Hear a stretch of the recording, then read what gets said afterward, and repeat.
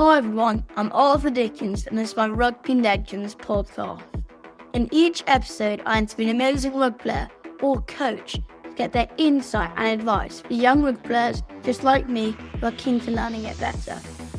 In this episode, I'm speaking with Greig Laidlaw, ex-Edinburgh, Gloucester, Clement and Scotland scrum-half.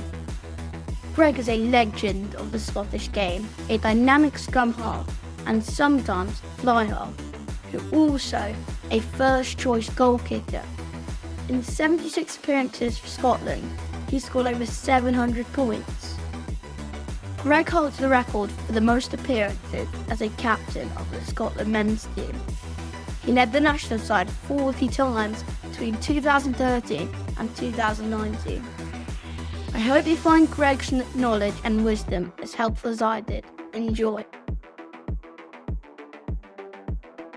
So, Greig, how did you get into rugby and how old were you when you started? I got into rugby probably because of my family. I had three cousins who were all boys and they all loved the game. And then I think I was about 6 years old, so I was pretty young. But yeah, I just loved the game. Where I grew up in Scotland, Arthur, it was like quite a small community, and a lot of the stuff revolved around about rugby. So yeah, great, some great memories. That's very interesting. Thank you. And what other sports did you play growing up? And at what age should you give them up for rugby? Yeah, I played lots of sports, which I truly believe is a great thing. I played football, golf, tennis, probably a bit of badminton and stuff at school. I played quite a diverse range of sports. I think I probably gave them up maybe around 16, all the other ones. So, quite late. I did like to try and play. I thought about playing football at one point, but I stuck to rugby. But I still try and play golf now as well, but not as good as I used to. So. And what about you, Arthur? Do you play any other sports? I played golf, cricket, rugby, hockey. That's a good range. I truly believe it's playing lots of different sports. You can also always learn something from another sport. So it's a really good thing to be able to do. As you said, you played a load of sports. What one was your favourite, except from rugby? Yeah, either golf or football. Probably golf, but I was just never good enough. Got a little bit frustrated at times. Did you have a handicap? Yeah, I did. At one point, I played off 8. Jeez. It was about the best I got down to. So, what about yourself? You got a handicap? Or? Yeah, I'm 14.1. Oh, 0.1, huh? There you go. That means you're definitely into if you're counting the 0.1s. What about your cricket, or what? Are you good at cricket? Yeah, I'm an all-rounder in cricket. Okay. Did you play cricket? No, I never played at cricket. It's probably not played as much up here, but in Scotland, obviously it's played loads here in Australia. But yeah, I never played much cricket. Thank you. And when did you know that you were really good at rugby? Once you maybe start getting selected in a few representative teams, something like that, I ended up, from memory, playing for Scotland under 18s, or in my regional area as well. You get picked up for the 18s, the under 16s. I think when you start to get asked to play in teams like that, you realise you've got some potential, obviously. And I think that was probably the time I realised that. And I was quite lucky, I guess, when I was growing up, because obviously when I was really young, rugby wasn't professional. I think it turned professional when I was about 10 years old, 1995. So it was a great time for me because obviously I could see the evolution of the game of rugby going professional. And it's something I dreamed of. So I don't know what your aspirations are, Arthur, and your dreams, if you wanted to make it all the way to play rugby. But obviously it's a bit more common nowadays, which is great, isn't it? Yeah, very great. Thank you. Would you like to play, Arthur? Would you like to be a professional cricketer or a rugby player? My dream is to be a rugby player. Greig, how difficult was it to move between the positions? Yeah, that's a good question. I think it's not easy at times. I think I always liked the challenge of it, and it was good to, again, coming back to playing different sports, playing different positions. I always enjoyed it because it was a real challenge, for myself. And I think, I was very fortunate, I guess. I was able to play both 9 and 10 on a few occasions for Scotland. And I played 10 for Edinburgh a little bit as well. So yeah, I really enjoyed it. I think sometimes with 9, the position, and then all you're doing is really running after the ball and chasing the ball and getting tired and passing. So I think sometimes in that number 10 position, I always liked it. It was a little bit nicer. You had a little bit sort of more time to look around and try and help the team. So it was great to play a couple of different positions. That's very interesting. Thank you. And as you said, you played own positions. Which position did you enjoy playing the most? I probably actually enjoyed playing number 10 more than I did number 9 sometimes. Probably because of the reasons I've just explained. I think you can sometimes, as I said, help the team a little bit more. And sometimes you just get a little bit more time and space to pick your head up, try and use your vision. And vision was probably one of the good skills I was able to pick up over the years. Do you have positions yet in your team? Yes, so I play, yeah, we do, and I'm fly half. So Oh, okay. So stick at the fly half, but all the other sports that you're playing after, that's really going to help you because your vision. So somebody like Finn Smith, Finn Russell, these guys, they've also got great vision. They can see things very quickly. So in your cricket and your hockey, seeing space, seeing the ball, that's going to help you. that's very helpful. Thank you. And what was your key strength as a scrum half?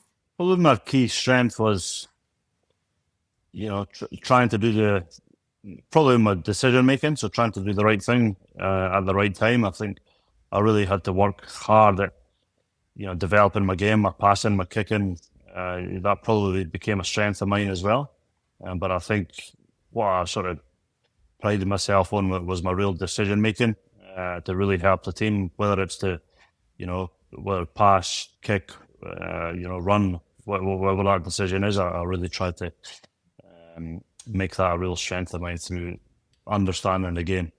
As you said, you're a good kicker. What was like your favourite kick and that you did the best?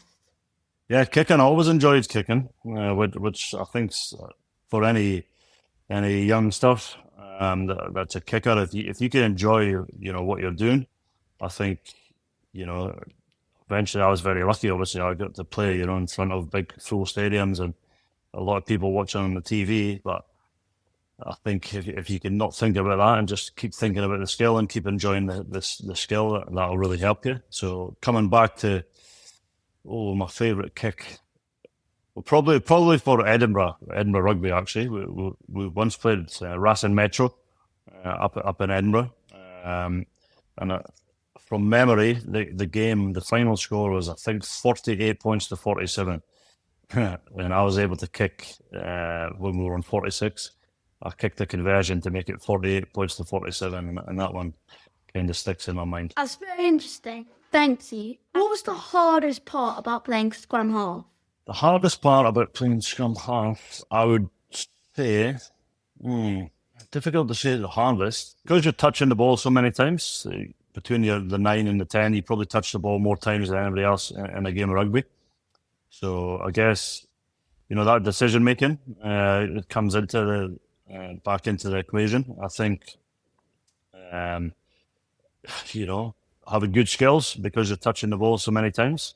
You don't obviously want to be making too many errors. So I think, probably, and also fitness as well.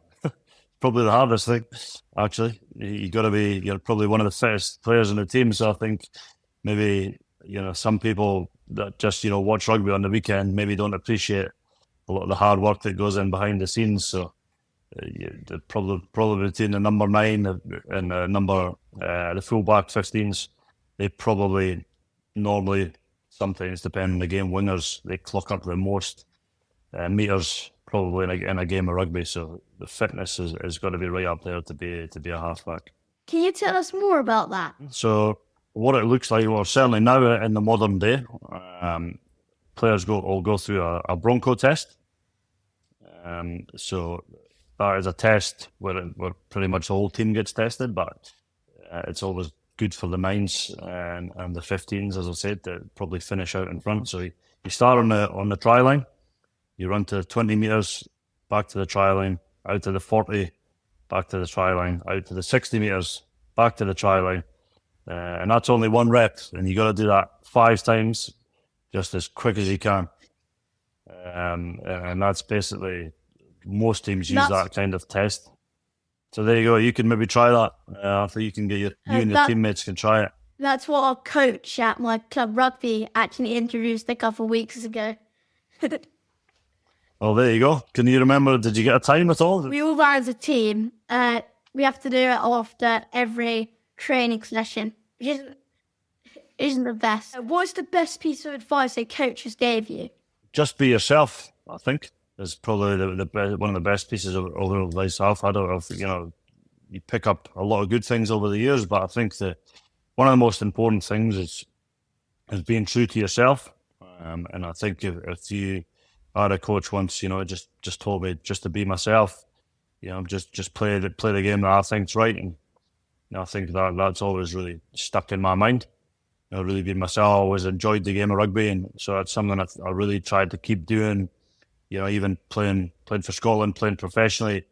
I think the players that maybe think about it too much and maybe don't enjoy it, they're the ones that maybe don't play the best. So if you can really be yourself, enjoy the game, I think it goes a long way to really helping you become the best player you can become. Wow, thank you. And what rituals did you have before a game? I never had too many rituals before the game. I always like to just try and relax. Just relax, take my time, go through my routine. I was always one of the first ones out there because of my goal kicking. So I'd go out probably before the team, end up doing a little bit of goal kicking, and just try and relax. Don't think too much. Did you have any headphones on whilst you were goal kicking, or listen to any music? You've been watching Finn Russell too much. No, I never. I never. I was always a big believer, and I couldn't wear headphones in the game of rugby. So I like to really try and keep as many things the same as I could. So get out there, imagine, that first kick of the game, really trying to sort of visualize that first kick of the game in my warm-up preparation. And just be ready. So no headphones for me. Wow, that's very helpful. Thank you. You hold the record for the most appearances as captain of the Scotland men's team. What would you say makes a great captain? I think it's somebody that leads by example, to be honest. Arthur, I think you don't want to feel as though you need to talk all the time. Especially, young leaders, I believe, sometimes fall into the trap of believing maybe they have to talk all the time, and they don't. Sometimes it's good to step back, allow other people to lead as well. And then again, it just comes back to kind of what we talked about before a little bit. If you could, when I was captain, if I could just be myself, keep enjoying the game, then the best version of myself would follow, and ultimately that makes me the best captain I can be as well. So lead by example. Just be yourself. Thank you. And were there any mantras that you lived by? My preparation was really key to me in terms of I didn't want to go into any game, any international game, any club game, feeling unprepared.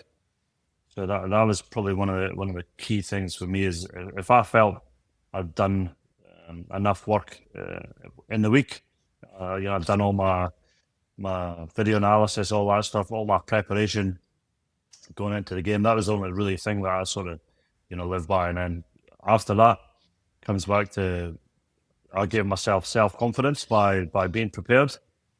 And then again, because I was self-confident, because I knew I'd done all the preparation work, and I knew I couldn't have done anything else to prepare myself for that game. So I knew I was ready, and then I'd just get out there and enjoy it. Thank you. And you played in some great teams. Which was the best team you played in, and what made them great? I did. I was very fortunate. As you say, I played in some great teams.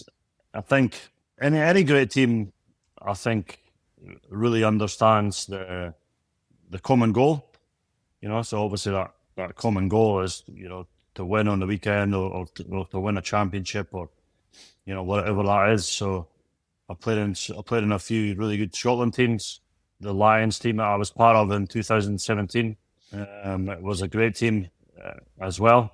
I think there's so many great players, and it's great, isn't it? I think different characters as well are celebrated within the teams. So that's what I liked about it. But I think what makes a really great team is everybody understands the common goal, um, and why you're doing it. A lot of the times people lose why they're doing it. And I think that's one of the key things is everybody understands their why and the team's why. Because I was in Clermont down in France for a few years, for 3 seasons. And the second season I was in Clermont, we had a great year. We made 2 finals. We made the European Challenge Cup final and the top 14 final. Sadly, we were beaten in the top 14 final, but we managed to win the European Challenge Cup, thankfully. And I think that season it was really clear that everybody was really, you could just tell everybody was really determined and on the same page. So I think that's what helps make a great team. There's many factors. What a great trophy to win. I would have liked to have won the top 14 as well. I'm not going to lie to you, but you can't win them all. Yeah, exactly. How did you bounce back after a bad game? You can't be upset at yourself for too long. That's probably something where I wasn't very good. I was very passionate, and I always wanted to obviously do well, like most people. But I think that's something I probably held on to for too long, because you're going to have a poor performance. Sometimes it's just going to happen. We're all human beings, and that's just part of life. Yeah, it's just part of life. So I think how I got to a point where I was able to say just that acceptance. I've had a poor game. Sometimes there's a reason, sometimes they're not. You just make a mistake, and then you end up losing a bit of confidence. So you just go back to the training field, really, Arthur, just as quickly as you can. Focus on the next job was always something I tried to talk about. So, if you have a poor game on Saturday, the next games come on the following Saturday, you just get your vision and your mind and your thoughts stay on to the next game and think about that one, because, what's just went past you, the game that's just been played, will never ever be played again. And thinking about it and beating yourself up about it is not going to help you perform better in the next game. That's very helpful. Thank you. And how did the levels step up between club and country? I think the best way to describe that maybe is everything just probably happens a little bit quicker. Everybody's maybe got a little bit better skills, and that's collectively. Obviously, in the club game, there's great players as well, but I think it just steps up a level so that maybe the scrums will be slightly tougher. The lineouts will be slightly quicker movement. For example, there'll be quicker players on average across the field. So everything's just happening that little bit quicker, a little bit faster. So you have to think quicker. You got to be one of the players that's actually making it quicker to be able to survive in that. But it's a great experience, and hopefully all you young boys and girls, hopefully watching this podcast, are going to be able to experience international rugby one day if you stick in and make it to the top. What was the biggest challenge you faced as a rugby player? I wasn't selected for. I was training with the Scotland squad in 2011. I think it was before the Rugby World Cup. I was in the extended squad, and I wasn't selected to go to that Rugby World Cup, and I was very disappointed. And I was a little bit younger then, and I think that was a point in my career that I felt I could either not quite give up, but I could either just sit and be comfortable and be a professional and get paid, or I could say I'm going to prove some people wrong and really try and push on and certainly make it to the next World Cup and Fortunately for myself, I was able to do that. So there'll be setbacks along the way for everybody. Some will be bigger than others, but I think it won't be success, certainly in rugby, in professional rugby. It won't be in a straight line. It won't go from A to B for most people, Arthur. So it's a great lesson. Your journey might go this way, that way, that way. But if you strong enough in your mind and you truly believe in yourself, you can achieve what you want to achieve. Wow, that's very interesting. Thank you. As a scrum half, what other position on the rugby pitch did you rely on the most? Probably the whole forward pack, to be honest. So if the forward pack can give you some nice ball, whether it's cleaning rucks or good scrums, good lineouts, stuff like that. And I think in terms of communication wise, probably the number 10 was very important. But I think first and foremost for a scrum half, if your forward pack are giving you a nice ball, so it's nice and fast. And in modern rugby now, I guess, it's not maybe just the forwards, obviously people cleaning rucks, but I'll still stick with the forwards, mate. So if you can look after any of the young halfbacks, if you can look after the forwards, buy them a few drinks, a few coffees here and there, it'll go a long way. I will. Thank you. When you were part of the Scotland squad, how did you handle competing for your position? Yeah, I think, again, I maybe wasn't very good at this when I was a little bit younger. I think I was so focused on my place that I think, sometimes that maybe didn't help the team. At times, if I wasn't selected, maybe, I was a bit upset and, sometimes potentially, that didn't actually help the team at times. So I think it's great to be competitive and you definitely need that in international rugby. But I think sometimes, if you're not selected, does your actions or do your actions still help the team, in the lead up to the game? So just having honest conversations as well with like the coach is a key thing to do around that selection. Arthur, as well, is just go on, and if you're not selected, go and asking why and saying, okay, well, if that's the reason why, then I'm going to work on this. So, but being competitive is something you have to have in international rugby. So I'd very much encourage that competitive side. Wow, that's very helpful. Thank you. And what wisdom do you have now that you wished you had when you started out in the game? Oh, yeah. I was quite, I guess when I first came into the Scotland team and stuff, I was probably too emotional a little bit in terms of, I sometimes got caught up, certainly in my younger days, as I said, when I came into the Scotland team around, I'm playing for Scotland and we've got to get real sort of emotive and get up for this game. Where sometimes you have to have emotion. Well, I think you do anyway, but you have to use it at the right times and in the right ways, because sometimes, you can almost blind yourself a little bit in terms of when you're on that rugby field. You maybe start making poor decisions because your headspace is in that calm state of mind. So yeah, that's definitely something I learned over the years, and it's something that really helped me to be nice and clear in my thoughts and calm, and using emotion at the right times was a real key learning for me over the years, Arthur. Good question. How would you control your emotions? I was able to, or I was very lucky, I guess. I was given help, by a lot of people from different fields. In terms of the military, I was able to speak to people in the military around, how they control their emotions, mental skills coaches, stuff like that. I really enjoyed all that stuff. So, and because I was a goal kicker as well, I think I had to learn to do that pretty quickly.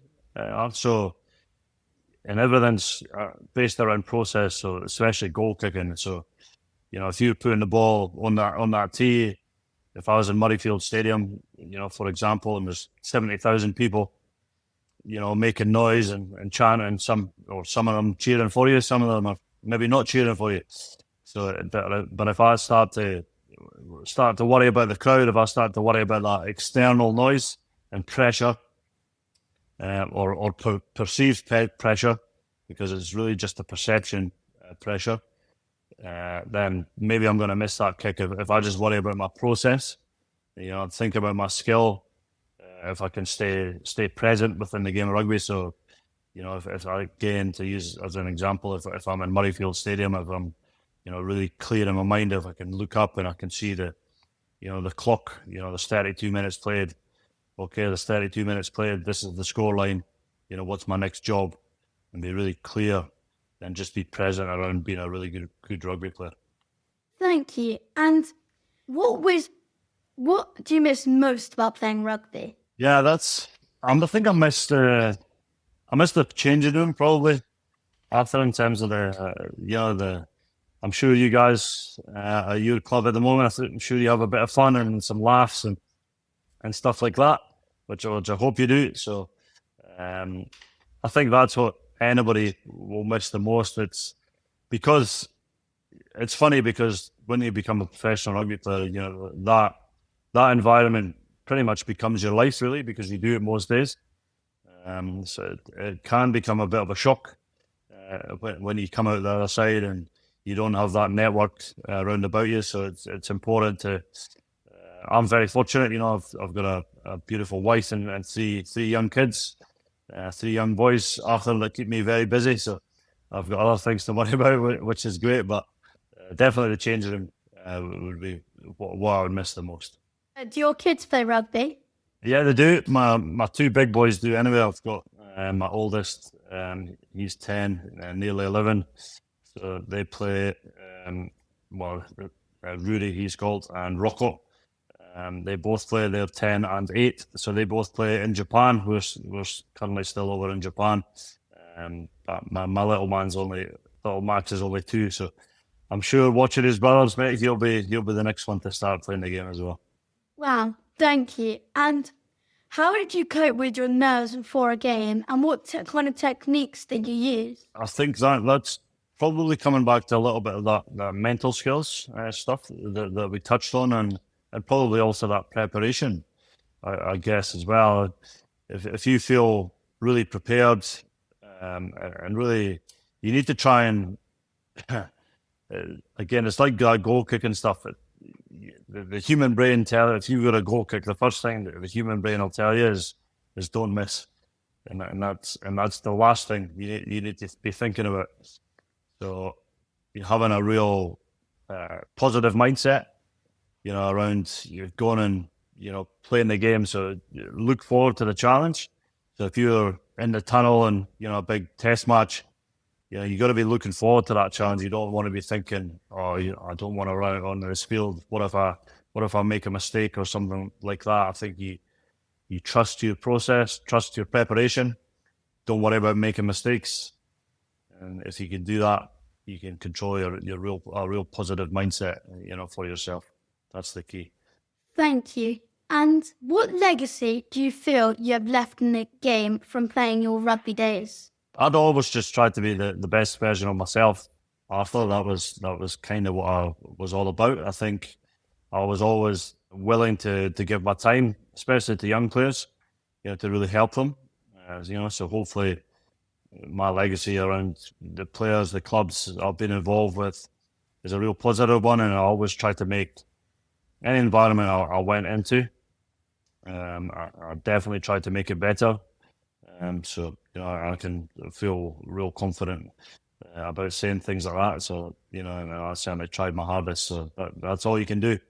At the end of the day, mate, is try your hardest, have fun, try to take people along with you as well. So if you can encourage, if you've got great behaviours, if you can encourage a few other teammates to do the same, I think that's a great lesson. And because the more people you have with excellent behaviours, then the chances are the environment that you're in or you're creating is going to be a better one. So, it's hopefully young fellas, young boys and girls these days set great environments and really enjoy it and help each other.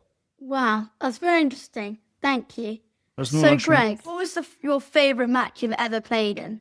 Maybe Arthur was when we won the Calcutta Cup 2018. Yeah, sorry about that, but we beat England. Scotland beat England that day. It's probably my favourite one. Why was it your favourite?